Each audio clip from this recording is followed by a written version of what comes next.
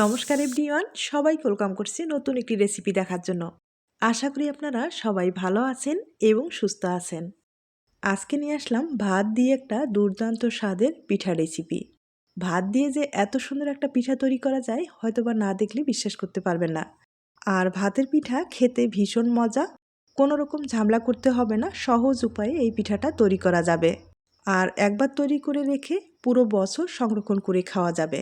এবার আসি মূল রেসিপিতে, আশা করি ভালো লাগবে। এখানে ভাত নিলাম প্রায় ১ বাটির মতো।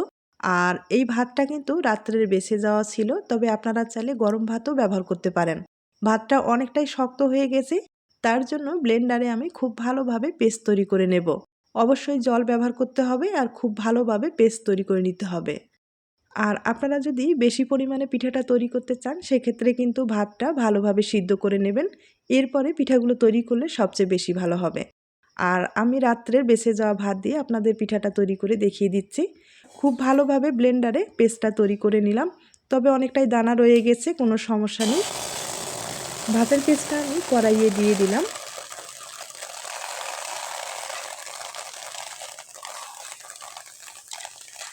সবটুকু পেস্ট কড়াইয়ে দেওয়ার পরে এখানে পরিমাণ মতো জল ব্যবহার করতে হবে।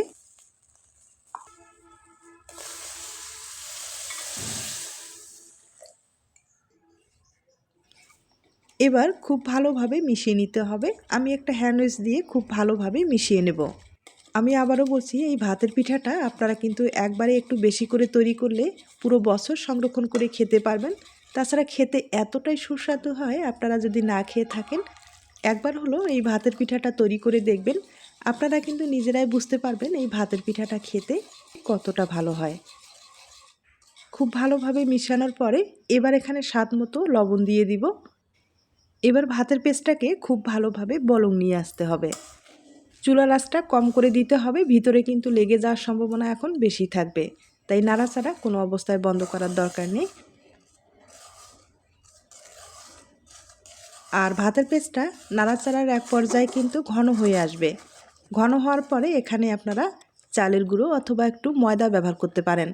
এখানে আমি চালের গুঁড়ো ১০০ গ্রাম ব্যবহার করলাম। তবে আবারও বলছি, চালের গুঁড়ো হাতের কাছে না থাকলে কোনো রকম সমস্যা নেই, ময়দা অথবা আটা ব্যবহার করতে পারেন।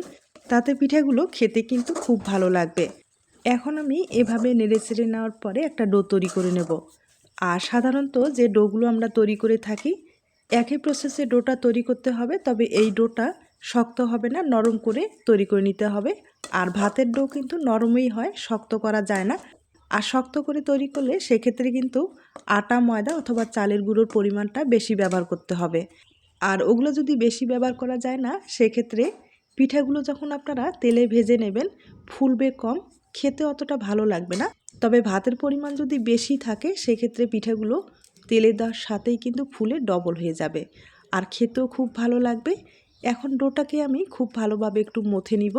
আবারও বলছি, ডোটা কিন্তু নরম রাখতে হবে, শক্ত করা যাবে না।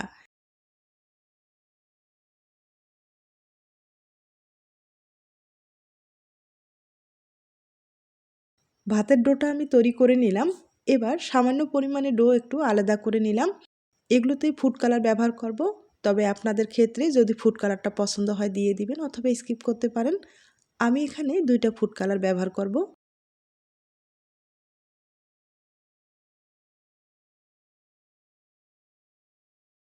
ফুড কালারগুলো ভালোভাবে মিশিয়ে নিলাম। আর এখানে 2টা ফুড কালার ব্যবহার করলাম, একটা সাদা রেখে দিলাম। এবার পিঠাগুলো তৈরি করার জন্য অবশ্যই একটা প্লাস্টিক ব্যবহার করতে হবে আর হালকা করে একটু তেল লাগিয়ে নিতে হবে।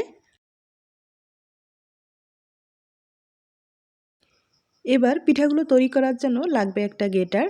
আমার মনে হয় এই গেটারটা সবার কাছেই আছে, তাই গেটারের যে চিকন ছিদ্রটা আছে সেটা দিয়ে আমি পিঠাগুলো তৈরি করে নেব। আর আপনারা চাইলে কিন্তু মোটা যে ছিদ্রটা আছে সেটাও ব্যবহার করতে পারেন। সবচেয়ে বেশি ভালো হবে চিকন যে ছিদ্রটা আছে সেটা ব্যবহার করার। আর আমি এভাবে আঙুলের চাপ দিয়ে কিন্তু পিঠাগুলো তৈরি করে নেব। একবারে সহজ, দেখতেই পারছেন। তার জন্য অবশ্যই আমি আবারও বলবো, ডোটা কিন্তু নরম রাখতে হবে। নরম রাখলে সহজেই এই পিঠাগুলো তৈরি করা যাবে। এখানে কোনো রকম ঝামেলা করতে হবে না।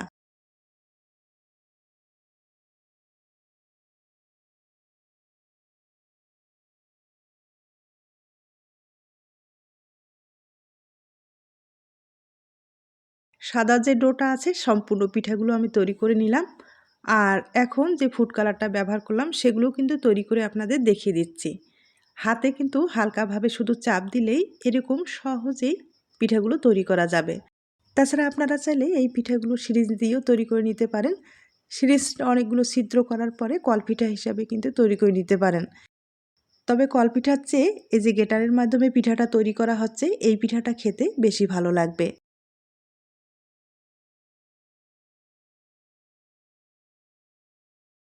আমি আপনাদের পিঠাগুলো একটু কাছ থেকে দেখিয়ে দিচ্ছি। আর দেখতেই পারছেন কতটা সুন্দর হয়েছে। এভাবে কিন্তু এখন রোদ্রে শুকাতে হবে।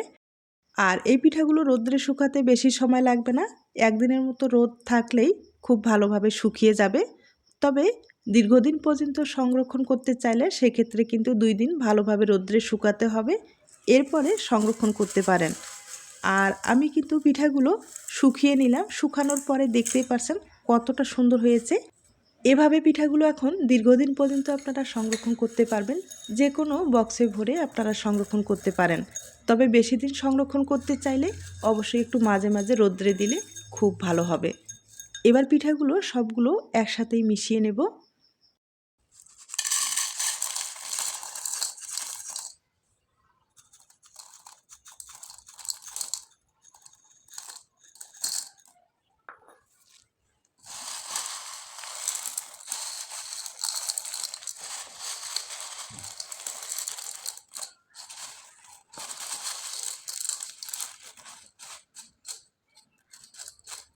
পিঠাগুলো আমি সবগুলো একসাথেই মিশিয়ে নিলাম। আর আবারও বলছি, এই পিঠাগুলো এখন যে কোনো বক্সে ভরে আপনারা সংরক্ষণ করতে পারেন। এবার কিছুটা পিঠা আমি ভেজে আপনাদের দেখিয়ে দিচ্ছি। পিঠাগুলো ভাজতে কিন্তু বেশি সময় লাগে না, তেলে দেবেন আর তুলে নেবেন। আমি একইভাবে আরও কয়েকবার ভেজে আপনাদের দেখিয়ে দিচ্ছি।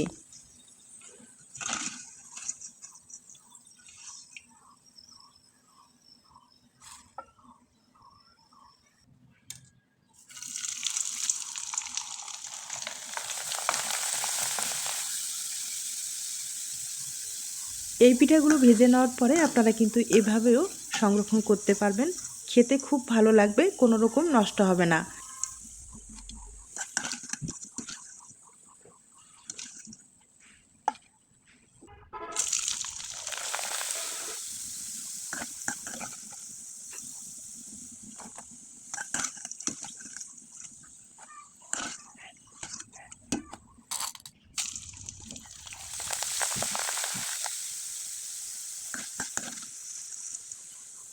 আমি অনেক কয়েকবার পিঠাগুলো ভেজে আপনাদের দেখিয়ে দিলাম।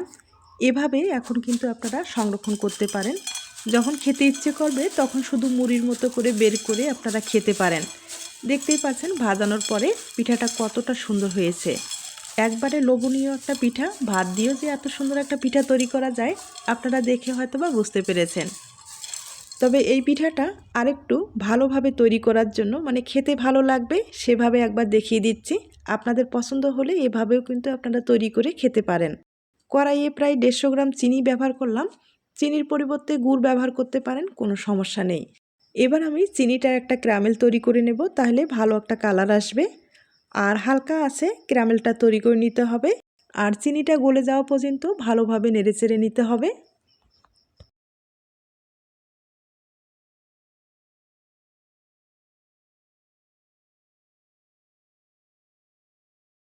চিনিটা ভালোভাবে গলে গেছে আর খুব সুন্দর একটা কালার এসেছে, দেখতেই পারছেন।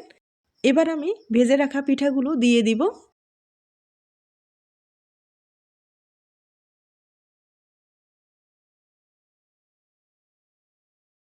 এরপরে হাফ বাটি বাদাম দিয়ে দিব, তাহলে খেতে কিন্তু ভালো লাগবে। এবার নেড়ে চেড়ে সম্পূর্ণ ক্যারামেলটা কিন্তু পিঠাতে লাগিয়ে নিতে হবে। এ পর্যায়ে চুলার আঁচটা একবারে কম করে দিতে হবে। এভাবে সম্পূর্ণ ক্যারামেলটা পিঠাতে কিন্তু লাগিয়ে নিতে হবে। আর আবারও বলছি, আপনাদের যদি গুড়টা পছন্দ হয় সেক্ষেত্রে গুড়ের শিরা তৈরি করে এভাবে কিন্তু পিঠাগুলো লাগিয়ে নিতে পারেন। লাগিয়ে নেওয়ার পরে আপনারা যে কোনো বক্সে একবারে সমানভাবে সেট করলে যে কোনো শেপে কেটে নিতে পারেন। পছন্দ অনুযায়ী কেটে নিতে পারেন, অথবা আপনাদের হাতের সাহায্যে কিন্তু গোল গোল করে নাড়ু যে তৈরি করে সেভাবে তৈরি করে নিতে পারেন। তাহলে দেখতেও ভালো লাগবে এবং খেতেও ভালো লাগবে। বাচ্চারা ভীষণ পছন্দ করবে। আপনাদের যদি পছন্দ হয়ে থাকে এই পদ্ধতিটা কিন্তু ব্যবহার করতে পারেন। আমি কিছু সময় ভালোভাবে নেড়েচেড়ে নিলাম। এবার একটা স্টিলের প্লেটে ভালোভাবে সেট করে নেব। আপনারা যে কোনো বক্সে কিন্তু সেট করে নিতে পারেন। তবে এই কাজটা তাড়াতাড়ি করতে হবে। গরম অবস্থায় করলে বেশি ভালো হবে, আর ঠান্ডা হয়ে গেলে ঠান্ডা হওয়ার পরে এটা কিন্তু সেট হতে চাবে না। তাই গরম অবস্থায় খুব তাড়াতাড়ি সেট করে নিতে হবে। আমি হাতের সাহায্যে ভালোভাবে সেট করে নিলাম।